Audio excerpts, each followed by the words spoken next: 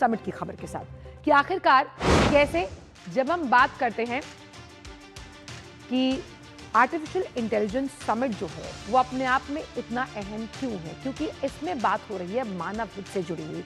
आखिरकार ये मानव हित जन कल्याण से जुड़ा है, यानी सीधी बात ये कि आर्टिफिशियल इंटेलिजेंस का इस्तेमाल सोशल रिस्पॉन्सिबिलिटी के साथ किया जाए। उस मानव कल्याण की सोच को लेकर अलग अलग सेक्टर्स की हम बात करते हैं, जिसमें आपका हेल्थ, आपका एजुकेशन, सोशल रिस्पॉन्सिबिलिटीज भी आती हैं। और दिल्ली से यही संदेश दुनिया के लिए गया है। ये दुनिया को संदेश जाता हुआ कि ये प्लेज है कि एक रिस्पॉन्सिबल और अकाउंटेबल एआई को लेकर भारत एक प्रॉब्लम सॉल्वर और मल्टी फैसिलिटेटर के तौर पर हाजिर है आपके लिए। तो आइए आपको सुनवाते हैं कि आखिरकार जो दिग्गज जिन्होंने यहाँ पर वो भागीदार बने, उन दिग्गजों में यूएन के महासचिव एंटोनियो गुतेरेस भी थे, साथ ही साथ यहाँ पर सुंदर पिचाई भी थे, और कैसे उन्होंने टेक्नोलॉजी से जिंदगी को और बेहतर बनाया जा सकता है, इसके इस्तेमाल से कई ऐसी प्रॉब्लम्स का सॉल्यूशंस निकाला जा सकता है जो स्मार्ट हैं, ट्रेंडी हैं और टेक डिप्लोमेसी को भी आगे बढ़ाते हैं। आइए आपको सुनवाते हैं। AI must benefit everyone. Done right, AI can advance sustainable development goals, accelerate breakthroughs in medicine, expand learning opportunities, strengthen food security, bolster climate action and disaster preparedness, and improve access to vital public services. But it can also deepen inequality, amplify bias, and fuel harm. As AI's energy and water demands soar, data centers and supply chains must switch to clean power and shift costs to vulnerable communities. 10 years ago, a street vendor in Mumbai could not open a bank account. No address, no papers, no access. And today, the same vendor accepts payments on his phone, instantly.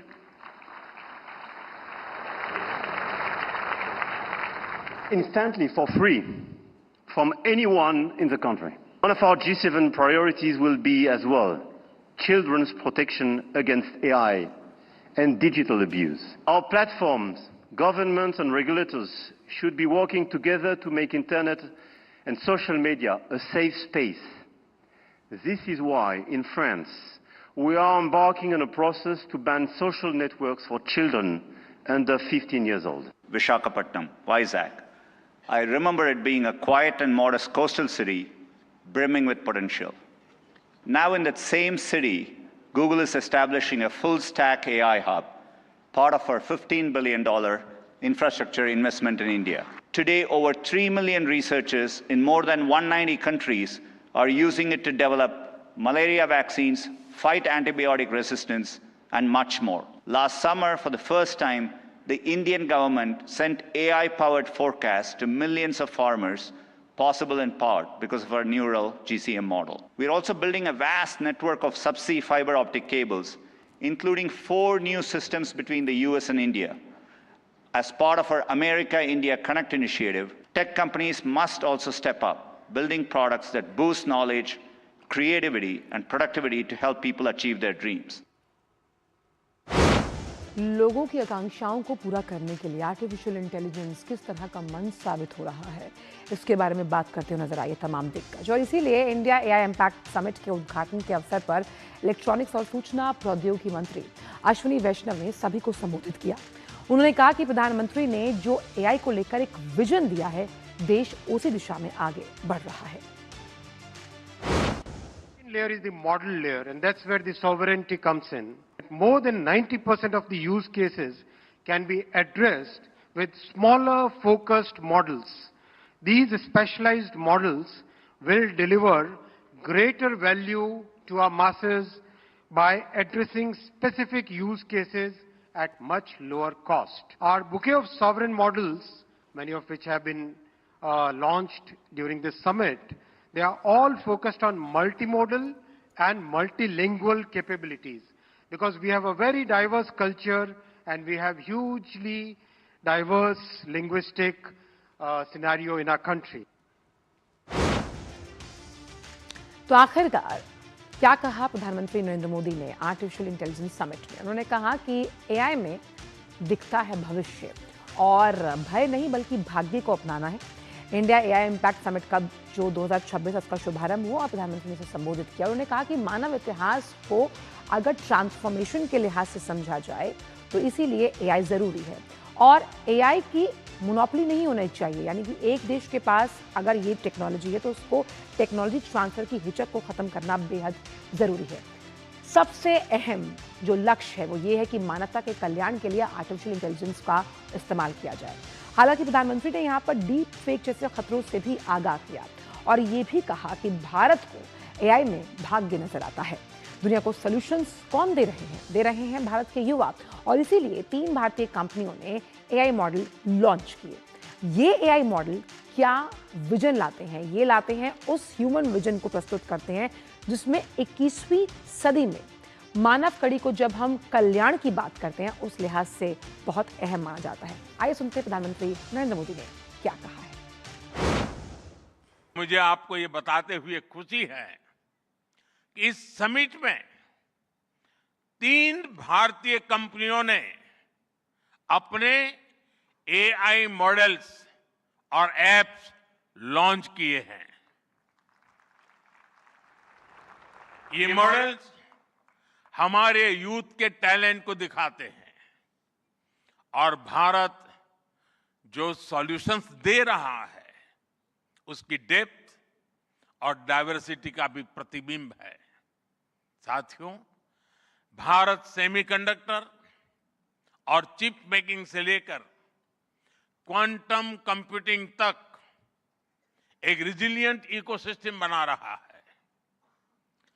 Secure data centres, मजबूत IT backbone, dynamic startup ecosystem Bharat को affordable, scalable और secure AI solutions का natural hub बनाते हैं। भारत के पास diversity भी है, demography भी है और डेमोक्रेसी भी है। जो एआई मॉडल भारत में सक्सीड करता है वो ग्लोबली डिप्लॉय हो सकता है। इसी खबर पर ज्यादा जानकारी से जुड़ रहे हैं अखिलेश सुमन। अखिलेश, एआई फॉर ऑल, कैसे ये जो संदेश है एआई इम्पैक्ट समिट 2026 के मंच पर वैश्विक पटल पर जाता हुआ नजर आता है? देखिए, मैं जहाँ खड़ा हूँ वो मीडिया सेंटर है। यहाँ तकरीबन 200 के करीब मीडिया कर्मी यहाँ आए हुए हैं विभिन्न देशों से, जिसमें कि विकसित देशों के भी हैं और विकासशील देशों जिसे ग्लोबल साउथ कहते हैं, ग्लोबल साउथ के भी हैं।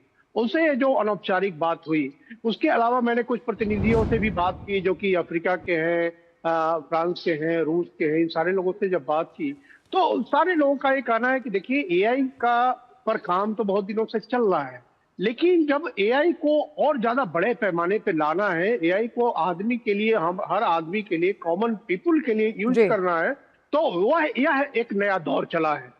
और यह जब नया दौर चला है तो इस नए दौर में भारत जैसे देश की भूमिका बहुत महत्वपूर्ण हो जाती है, क्योंकि देखिए भारत के पास जो प्रधानमंत्री ने भी जैसा जिक्र किया कि डेमोग्राफी है, हमारे पास डाइवर्सिटी है और मतलब विविधता है, हमारे पास तरह तरह के लोग हैं और उसके अलावा डेमोक्रेसी है, तो ट्रांसपेरेंसी देता है पूरे सिस्टम में। तो इस मॉडल में इतने ज्यादा डेटा है हमारे पास, डेटा की मतलब कि हमारा आपका व्यवहार, हम क्या खरीदते हैं, क्या बेचते हैं, हम किस तरह के रोग कहाँ होते हैं, किस तरह का मौसम कहाँ होता है, हमारे किसान किस तरह से कब ज्यादा फसल उगाना चाहते हैं, कब वहाँ कैसा मौसम होता है, ये सारे डेटा है। और ये सारे डेटा का सबसे बड़ा सेंटर जो है, चूंकि हमारी जनसंख्या सबसे ज्यादा है, 140 करोड़ की जनसंख्या है, इतना बड़ा डेटा दुनिया में किसी के पास नहीं, इतनी विविधताओं के बावजूद। इसलिए प्रधानमंत्री कहते हैं कि भारत में जो एआई मॉडल विकसित होगा, वो मॉडल पूरी दुनिया में कहीं के लिए भी काम कर सकता है। जो 2-3 प्रयोग हुए भारत में, एक तो प्रयोग हुआ पेटीएम का प्रयोग होगा। डिजिटली किस तरीके से जो ट्रांजेक्शन है उसको डिजिटली हम एक उसको खरीद बिक्री में उपयोग कर सकते हैं। वो दुनिया का डिजिटल ट्रांजेक्शन का सबसे सफल प्रयोग है। उसके अलावा जब देखेंगे कोविड के समय जो कोविन प्लेटफॉर्म बना, कोविड प्लेटफॉर्म में भी हमने बार बार ये साबित किया कि हर व्यक्ति पर किस तरीके से टारगेटेड वैक्सीन जा सकती है, किसको कितनी वैक्सीन मिली, कब वैक्सीन दी गई, तो ये हमने प्रयोग किया सफल। और उसके अलावा हमारे पास कई एक्सपेरिमेंट हैं, जैसे हमारे यहाँ लाइवलीहुड प्रोजेक्ट जो चलता है, हमारे यहाँ जो अनाज दिए जाते हैं गरीबों को, रोजगार गारंटी जो स्कीम्स है, उन सारे से क्या क्या बदलाव आते हैं, उनके क्या क्या अनुभव है, जो पूरे ग्लोबल साउथ के लिए ये बहुत ही तस्वीर अपने आप में बहुत सशक्त है। और एआई के साथ अगर जोड़ा जाएगा तो निश्चित तौर पे यह एक क्विक एक एप्लीकेशन वाला एक बनेगा कि किस तरीके से कहां पे दुनिया में किस जगह कैसा मॉडल उपयोग किया जा सकता है। बिल्कुल, ये जो तस्वीर है ये अपने आप में बहुत पॉजिटिव और प्रगति सूचक है, जो आर्टिफिशियल इंटेलिजेंस को मानव कल्याण के साथ जोड़ रही है। बहुत बहुत शुक्रिया आपका अखिलेश, इन तमाम जानकारियों को हमसे साझा करने के लिए।